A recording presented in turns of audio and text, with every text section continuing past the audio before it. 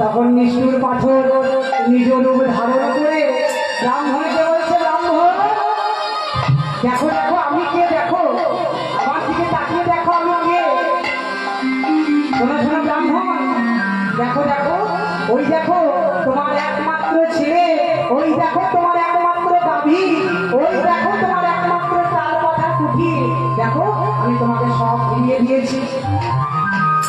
শোনো শোনো তুমি কেমন ভক্ত, আমি তো তোমার সাথে পরীক্ষা করছিলাম, আমি তো তোমার ছেলেকে নিয়ে দেখো ওই দেখো সবাই আছে, তোমার একমাত্র ছেলে আছে, তোমার একমাত্র গাভী আছে, তোমার একমাত্র তার পাতার কুঠির আছে, দেখো ওই দেখো কেউ মরেনি, সবাই কিন্তু জীবিত আছে।